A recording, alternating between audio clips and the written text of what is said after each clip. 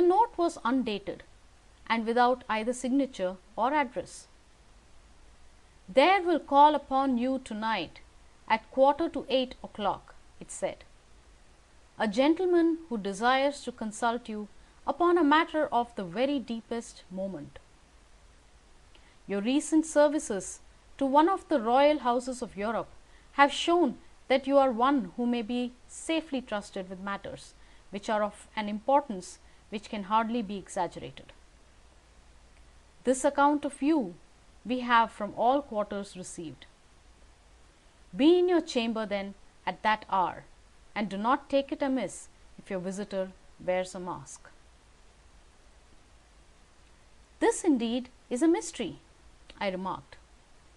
"What do you imagine that it means?" "I have no data yet. It is a capital mistake to theorize before one has data. Insensibly one begins to twist facts to suit theories, instead of theories to suit facts. But the note itself, what do you deduce from it?" I carefully examined the writing and the paper upon which it was written. "The man who wrote it was presumably well-to-do," I remarked, endeavouring to imitate my companion's processes. "Such paper could not be bought under half a crown a packet. It is particularly strong and stiff."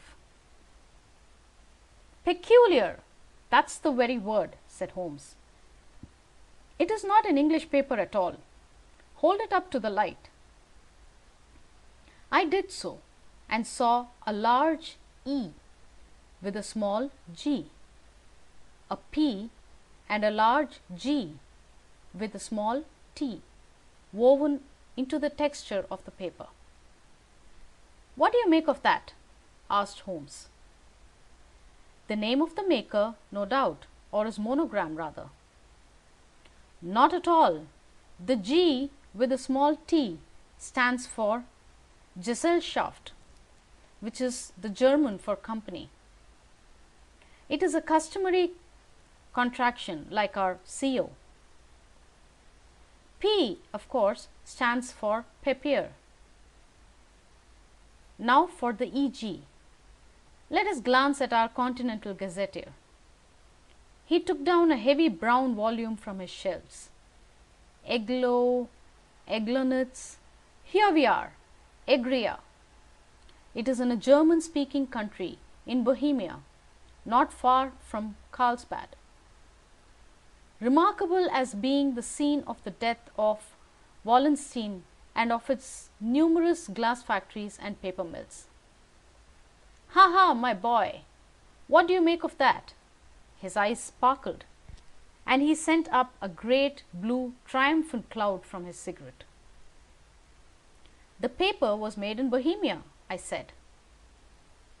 "Precisely, and the man who wrote the note is a German.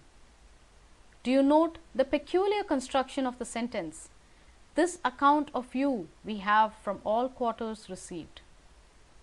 A Frenchman or Russian could not have written that.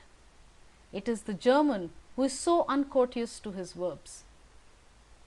It only remains, therefore, to discover what is wanted by this German who writes upon Bohemia paper and prefers wearing a mask to showing his face.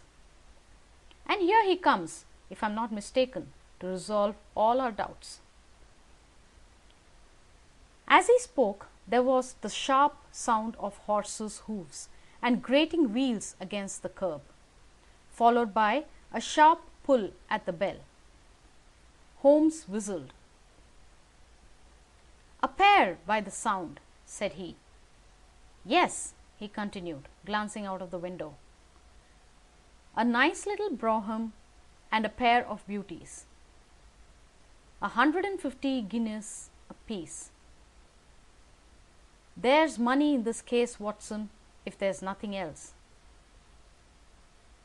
I think that I better go, Holmes." "Not a bit, Doctor. Stay where you are. I'm lost without my Boswell. And this promises to be interesting. It would be a pity to miss it." "But your client?" "Never mind him. I may want your help, and so may he. Here he comes. Sit down in that armchair, doctor, and give us your best attention. A slow and heavy step, which had been heard upon the stairs and in the passage, paused immediately outside the door. Then there was a loud and authoritative tap. "Come in," said Holmes. A man entered who could hardly have been less than 6 feet 6 inches in height, with a chest and limbs of a Hercules. His dress was rich, with a richness which would in England be looked upon as akin to bad taste. Heavy bands of astrakhan were slashed across the sleeves and fronts of his double-breasted coat, while the deep blue cloak which was thrown over his shoulders was lined with flame-coloured silk, and secured at the neck with a brooch which consisted of a single flaming beryl. Boots, which extended halfway up his calves, and which were trimmed at the tops with rich brown fur, completed the impression of barbaric opulence which was suggested by his whole appearance. He carried a broad-brimmed hat in his hand, while he wore across the upper part of his face, extending down past the cheekbones, a black wizard mask, which he had apparently adjusted that very moment, for his hand was still raised to it as he entered. From the lower part of his face he appeared to be a man of strong character, with a thick hanging lip and a long, straight chin suggestive of resolution, pushed to the length of obstinacy. "You had my note?" he asked, with a deep, harsh voice and a strongly marked German accent. "I told you that I would call." He looked from one to the other of us, as if uncertain which to address. "Pray take a seat," said Holmes. "This is my friend and colleague, Dr. Watson, who is occasionally good enough to help me in my cases. Whom have I the honour to address?" "You may address me as the Count von Kramm, a Bohemian nobleman. I understand that this gentleman, your friend, is a man of honour and discretion, who I may trust with a matter of most extreme importance. If not, I should much prefer to communicate with you alone." I rose to go, but Holmes caught me by the wrist and pushed me back into my chair. "It is both or none," said he. "You may say before this gentleman anything which you may say to me." The Count shrugged his broad shoulders. "Then I must begin," said he, "by binding you both to absolute secrecy for 2 years. At the end of that time, the matter will be of no importance. At present, it is not too much to say that it is of such weight it may have an influence upon European history." "I promise," said Holmes. "And I." "You will excuse this mask," continued our strange visitor. "The august person who employs me wishes his agent to be unknown to you, and I may confess at once that the title by which I have just called myself is not exactly my own." "I am aware of it," said Holmes dryly. "The circumstances are of great delicacy, and every precaution has to be taken to quench what might grow to be an immense scandal and seriously compromise one of the reigning families of Europe. To speak plainly, the matter implicates the great house of Ormstein, hereditary kings of Bohemia."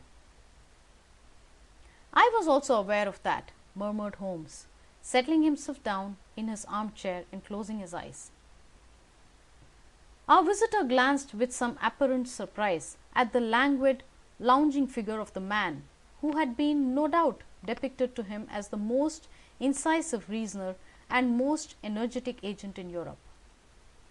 Holmes slowly reopened his eyes and looked impatiently at his gigantic client. "If your Majesty would condescend to state your case."